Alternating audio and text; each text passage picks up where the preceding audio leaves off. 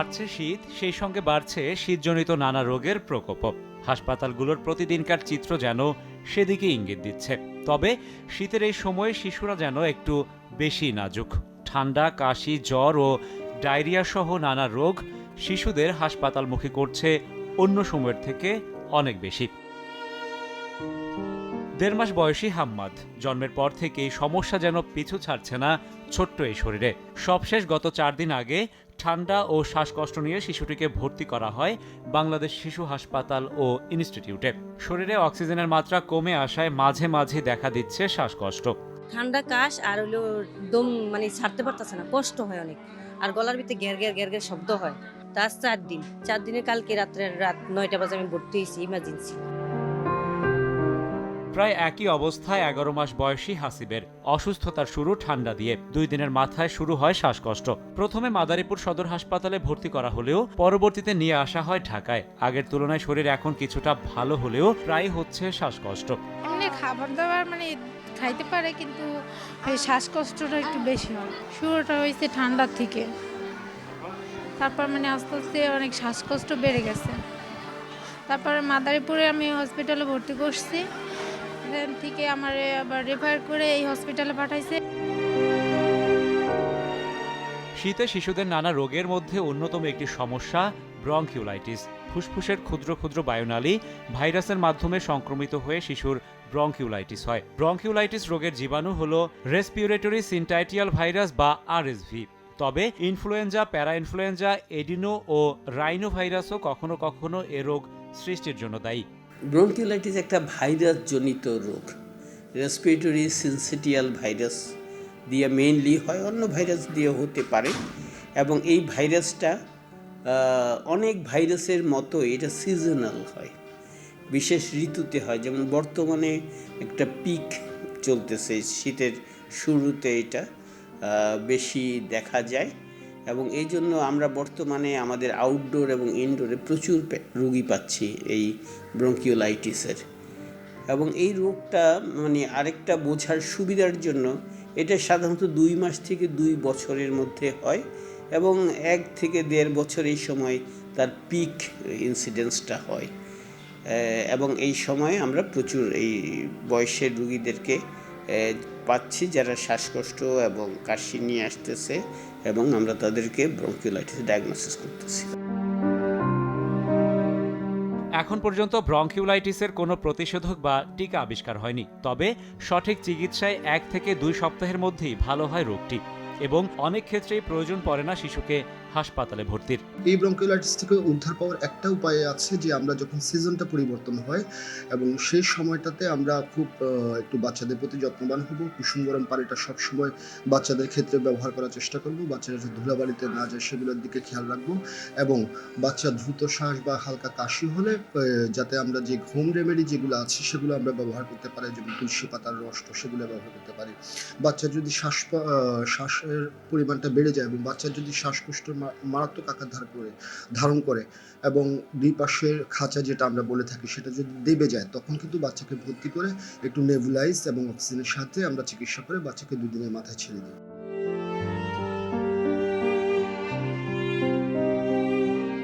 জন্মের পর থেকে ২ বছর পর্যন্ত যে কোনো সময় হতে পারে ব্রঙ্কিওলাইটিস। তবে ২ থেকে ৬ মাস বয়সী শিশুদের ক্ষেত্রে এর প্রভাব বেশি। রোগটির বহিঃপ্রকাশ ঘটে শ্বাসকষ্টের মাধ্যমে এবং এর প্রাদুর্ভাব বাড়ে মূলত ঋতু পরিবর্তনকালে। আর তাই শীতের এই সময়ে শিশুদের জন্য প্রয়োজন বাড়তি সতর্কতা, বাড়তি যত্ন।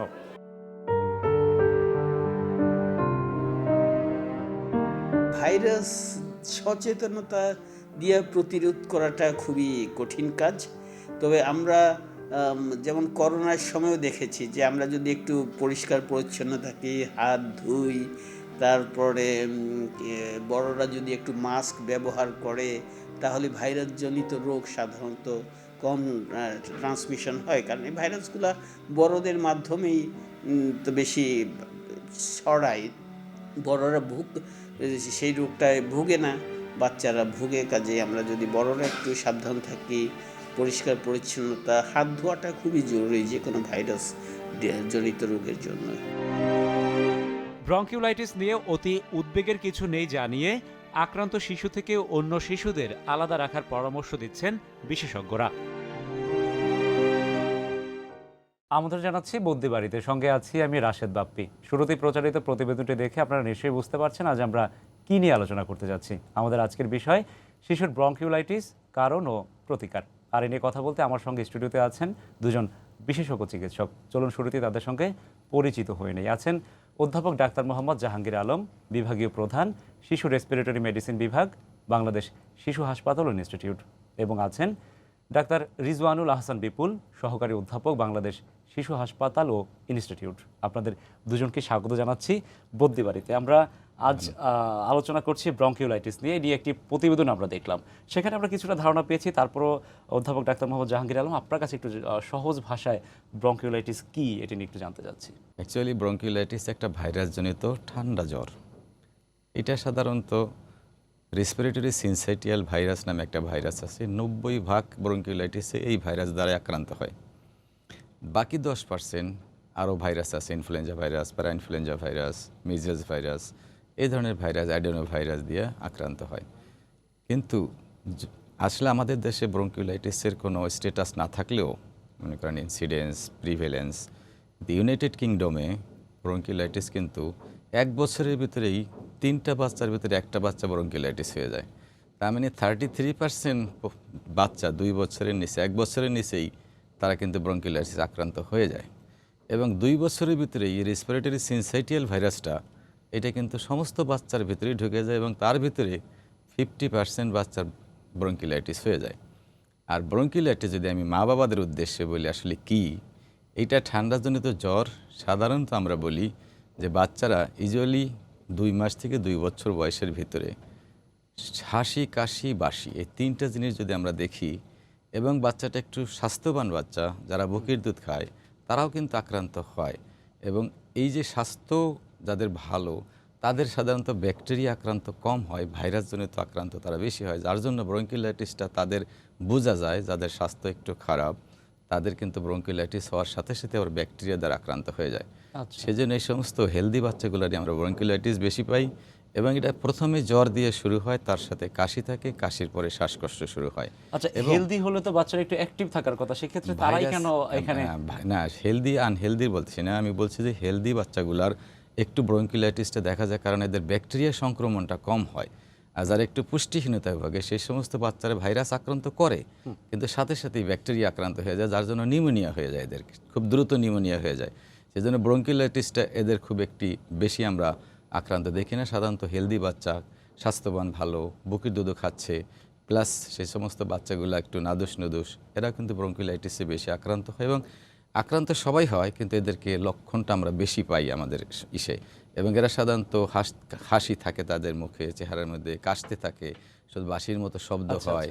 যে বিষয়টি বলা হলো যে হাসি, কাশি, বাঁশি, এর ব্যাখ্যাটি একটু আপনার কাছ থেকে জানতে চাই। ধন্যবাদ। সচরাচর প্রত্যেকটা সিজন, আমি যদি সিজন ভাগে বলি তাহলে কিন্তু এটা গরম, শীত যে কোনো সময় বাচ্চাদের হতে পারে। এটা কোনো নির্দিষ্ট ডেফিনেশনের মধ্যে নাই যে যে কোনো সময় ব্রঙ্কিওলাইটিস হতে পারে। তবে ঋতু পরিবর্তনের সময়টাতে একটু বেড়ে যায়, তখন একটু যেহেতু গরম ঠান্ডার একটা প্রভাব বিস্তার করে থাকে, সেই সময় কিন্তু একটু বেড়ে যায়।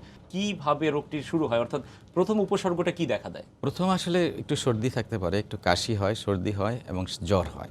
সর্দি, কাশি, জ্বর হয়, আস্তে আস্তে জ্বরটা হয়তো একটু বাড়ে, তারপর কাশিটাও বাড়ে। কাশিটা খুব ডিস্ট্রেসিং কফ হয় এবং তার সাথে শ্বাসকষ্ট শুরু হয়ে যায়।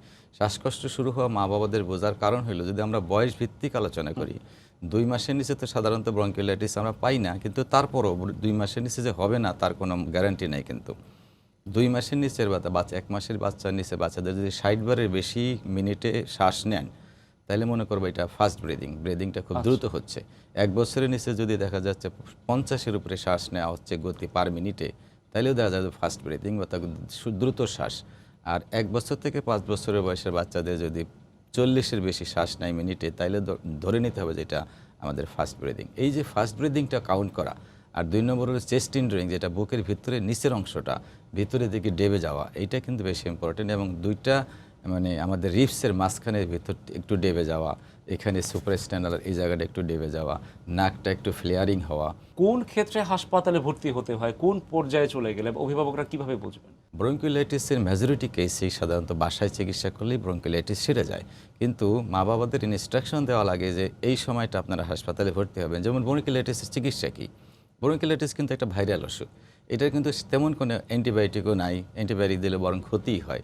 কিন্তু অ্যান্টিভাইরাল কোনো ড্রাগ আমাদের দেশে ইউজ করে না, কিন্তু বিদেশে কিছু অ্যান্টিভাইরাল ড্রাগ ইউজ করে ইমিউনোকম্প্রোমাইজড বাচ্চাদের, কিন্তু অ্যান্টিভাইরাল ড্রাগও আমাদের খুব একটা লাগে না। তাহলে মানে চিকিৎসা কি? চিকিৎসা হলো সুদিং অ্যাপারেলস। বাচ্চাকে হাইড্রেশন ভালো রাখতে হবে, নিউট্রিশন ভালো রাখতে হবে, নাকটা ক্লিয়ার করতে হয়, গলাটা ক্লিয়ার করার জন্য কিছু লিকুয়ার ওয়াটার এবং কিছু লেমন টি এই জাতীয় খাবার খাইতে এবং কফ সুদিং সাবস্টেন্স যেগুলো সেগুলো আমরা দিয়া মা বাবাকে ইনস্ট্রাকশন দেই। যখন আমরা দেখি যে মা বাবাকে বলে রাখি যে আপনারা দেখবেন বাচ্চার শ্বাসের গতিটা ফাস্ট ব্রিদিংয়ের পর্যায়ে চলে গেছে কিনা, 1 নম্বর, নিচের বুকের নিচেরটা ডেবে যায় কিনা, অথবা বাচ্চাটা নীল হয়ে যাচ্ছে কিনা, বাচ্চাটা অস্থির হয়ে যাচ্ছে কিনা। ব্রঙ্কিওলাইটিস এবং নিউমোনিয়া এই দুটোর মধ্যে পার্থক্য কি? এখন আমি যদি নিউমোনিয়া আর ব্রঙ্কিওলাইটিস আমি যদি পার্থক্য করে বলি, তাহলে নিউমোনিয়ার ক্ষেত্রে কোনো বয়স ভিত্তিক নাই। এটা 0 দিন বয়স থেকে হতে পারে, যে কোনো বয়সের মানুষদের হতে পারে, এখানে আমরা কোনো নির্দিষ্ট বয়স সীমা বলি না। এবং আরেকটা হচ্ছে ব্রঙ্কিওলাইটিসের ক্ষেত্রে বয়স ভিত্তিতে আমরা যদি বলি, তাহলে বেশিরভাগই দেখা যায় কি, স্যার যেহেতু বললো যে 2 মাসের নিচেও হতে পারে, বাট বেশিরভাগই দেখা যায় কি 2 মাস থেকে 2 বছর পর্যন্ত এই ব্রঙ্কিওলাইটিসটা হচ্ছে। কিন্তু 2 বছরের পরে আর হবেই না। না, এটা তখন আমরা অন্যদিকে চিন্তা করি, তখন আমরা দেখি কি সেটা অ্যাজমা কিনা। এবং আমি যদি আবার পার্থক্যের ভিত্তিতে আসি, তাহলে ব্রঙ্কিওলাইটিসের ক্ষেত্রে জ্বরের প্রবণতাটা স্যার বললো এটা হচ্ছে লো গ্রেড ফিভার থাকবে, জ্বরটা খুব মারাত্মক আকারে বাড়বে না।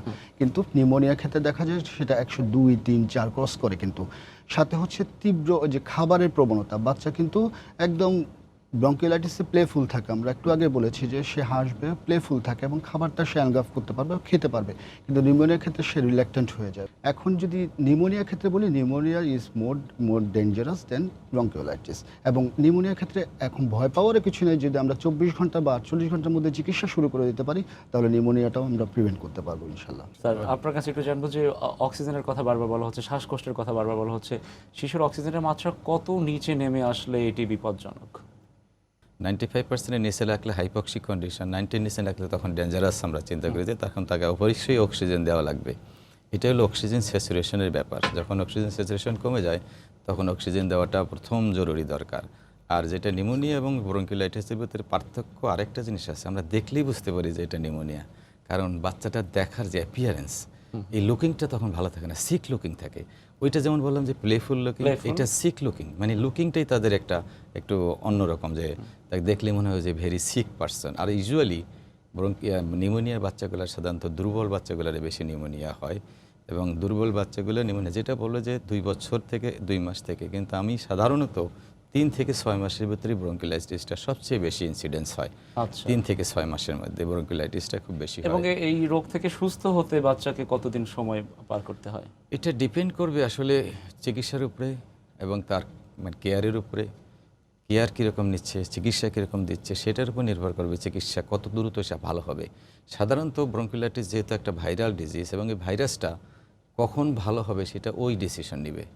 আমরা তেমন কিছুই করতে পারি না ভাইরাসের এগেনস্টে। আমি যেটা বললাম যে আমরা করতে পারি ওকে সাপোর্ট দিতে পারি, হাইড্রেশন, নিউট্রিশন, অক্সিজেন।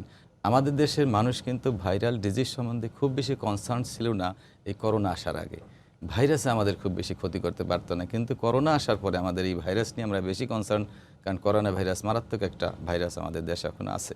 সেই জন্য ব্রঙ্কিওলাইটিসটাও কিন্তু এরকম একটা ভাইরাস, কিন্তু এটাতে তেমন একটা কোনো ক্ষতি আমাদের করতে পারে না বাচ্চাদের। কিন্তু কিছু কিছু কমপ্লিকেশন যে ব্রঙ্কিওলাইটিস হয় না তা না, কারণ ব্রঙ্কিওলাইটিস যখন প্রলং হয়ে যায়, যখন অনেক দিন থাকে ভালো হচ্ছে না, একটা টার্ম আছে ব্রঙ্কিওলাইটিস অবলিটারেন্স, এবং ব্রঙ্কিওলাইটিস অবলিটারেন্স ইজ ভেরি ডেঞ্জারাস। এটা অনেক দিন লাগে, অনেক দিন থাকতে পারে, লাংসে ফাইব্রোসিস পর্যন্ত হয়ে যেতে পারে। এটা কিন্তু রেয়ার ঘটনা, মানে অনেক হাজার হাজার লক্ষের মধ্যে 2-1 হতে পারে। স্পেশালি একটা ভাইরাস আছে অ্যাডেনোভাইরাস দিয়ে যখন হয় তখন কিন্তু এটা দীর্ঘায়িত হয়।